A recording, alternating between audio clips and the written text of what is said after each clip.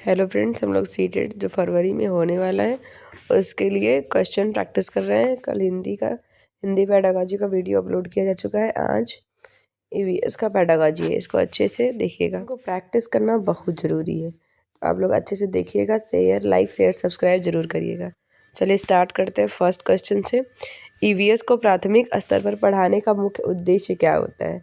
Class 5 तक EVS पढ़ाया जाता है, एसएसटी नहीं। उसका मुख्य उद्देश्य क्या है? तथ्यों को रटवाना, बच्चों को अपने पर्यावरण से जोड़ना, परीक्षा की तैयारी करवाना, केवल पाठ्य पुस्तक का ज्ञान देना। इसका सही आंसर हो जाएगा। सीटेट के पेडागॉजी में देखेंगे कौन सा पॉजिटिव आंसर है। पॉजिटिव आंसर के हिसाब से हम आंसर देते हैं। इसका सही आंसर हो जाएगा बच्चों को अपने पर्यावरण से जोड़ना चाहिए, उन्हें उस पर्यावरण के बीच में ले जाना चाहिए। तथ्यों को रटवाना नहीं है, एग्जाम की तैयारी भी नहीं करवाना है, और केवल जहाँ आता है वो ऑप्शन ही गलत हो जाता है। ये क्वेश्चन 2019 में पूछा गया था। सेकंड क्वेश्चन है, ईवीएस की प्रकृति कैसी होती है? विषय केंद्रित, शिक्षक केंद्रित, बाल केंद्रित, पाठ्य पुस्तक केंद्रित। सही आंसर हो जाएगा बाल केंद्रित होती है, चाइल्ड सेंटर्ड होती है। 2020 में सीटेट में पूछा गया था। ईवीएस में सबसे उपयुक्त शिक्षण विधि कौन सी है? व्याख्यान विधि, रटने की विधि, परियोजना विधि, व्याख्या विधि। 2018 में ये पूछा गया था। इसका सही आंसर हो जाएगा परियोजना विधि से ईवीएस सबसे अच्छा पढ़ाया जा सकता है। क्वेश्चन 4 है, प्राथमिक स्तर पर ईवीएस को अलग अलग विषयों में क्यों नहीं पढ़ाया जाता है? ऑप्शन ए है समय की कमी के कारण, पाठ्यक्रम छोटा कर रखने के लिए, बच्चों को समग्र रूप से सीखते हैं, शिक्षक की सुविधा के लिए। सही आंसर हो जाएगा सी, बच्चे समग्र रूप से सीखते हैं ईवीएस में। पांचवा क्वेश्चन है, ईवीएस में मूल्यांकन होना चाहिए? केवल वार्षिक परीक्षा, केवल मौखिक परीक्षा, सतत एवं व्यापक, केवल लिखित परीक्षा। सही आंसर हो जाएगा सतत और व्यापक मूल्यांकन होना चाहिए ईवीएस में। ईवीएस में स्थानीय परिवेश से क्या तात्पर्य है? केवल विद्यालय, केवल घर, बच्चों के आसपास का वातावरण, केवल गांव। सही आंसर हो जाएगा बच्चे के आसपास का वातावरण है इससे, और स्थानीय पर्यावरण। ईवीएस में क्षेत्र भ्रमण, फील्ड विजिट का क्या उद्देश्य है? मनोरंजन, समय व्यतीत करना, प्रत्यक्ष अनुभव प्रदान करना, पाठ्यक्रम समाप्त करना। सही आंसर हो जाएगा प्रत्यक्ष अनुभव प्रदान करना इसका उद्देश्य है। आठवां क्वेश्चन है, ईवीएस में टीएलएम का चयन कैसे होना चाहिए? महंगा और आकर्षक, तकनीकी और जटिल, स्थानीय, सरल और उपयोगी, केवल पाठ्य पुस्तक आधारित। सही आंसर हो जाएगा स्थानीय, सरल और उपयोगी टीएलएम का यूज करना चाहिए, जिसमें सरलता से हमें वो टीएलएम मिल जाए और वो उपयोगिता उसकी साबित हो जाए। निम्न में से कौन सा ईवीएस का स्रोत नहीं है? परिवार, समुदाय, प्राकृतिक पर्यावरण, केवल पाठ्य पुस्तक। तो केवल जो पाठ्य पुस्तक होता है वो इसका स्रोत नहीं है। जहाँ पर भी केवल आता है वो निगेटिव आंसर होता है। ईवीएस में लर्निंग बाय डूइंग का क्या अर्थ है? शिक्षक को सुनाना, रट कर सीखना, गतिविधियों द्वारा सीखना, नोट्स लिखना।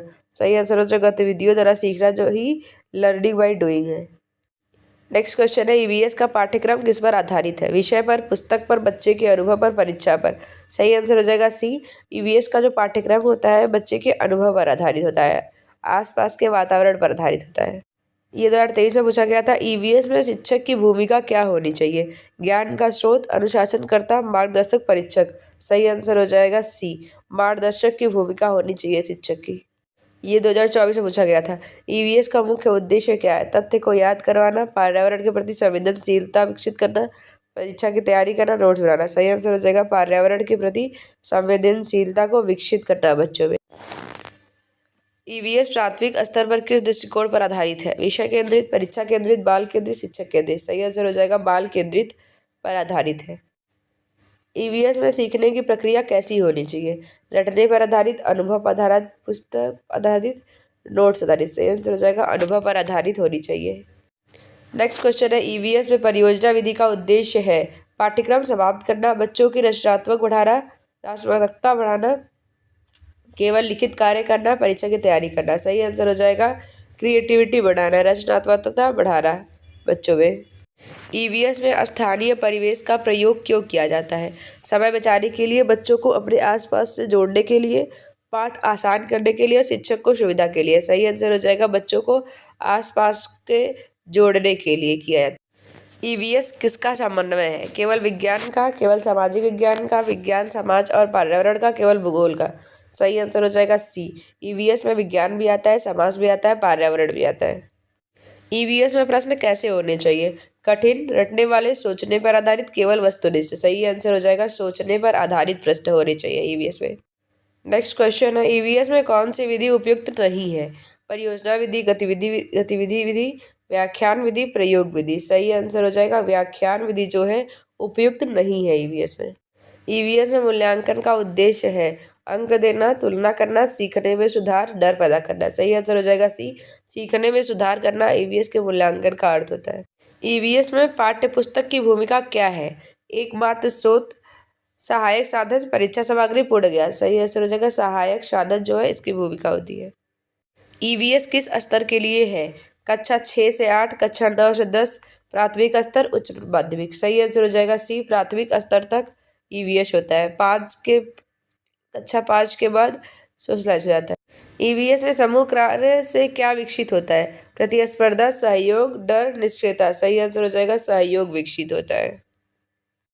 ईवीएस में सीखना होना चाहिए, पुस्तक सीमित, जीवन से जुड़ा, परीक्षा केंद्र, रटंत। सही आंसर हो जाएगा बी, जीवन से जुड़ा हुआ सीखना चाहिए। ये प्रैक्टिस सेट सीटेट का अच्छा लगा होगा तो लाइक शेयर सब्सक्राइब जरूर करिएगा। और ये ईवीएस का प्रैक्टिस सेट था, हिंदी पेडागोजी का हो चुका है। नेक्स्ट इंग्लिश और भी सब्जेक्ट के प्रैक्टिस सेट आते रहेंगे। अच्छा लगा होगा तो लाइक शेयर सब्सक्राइब जरूर करिएगा।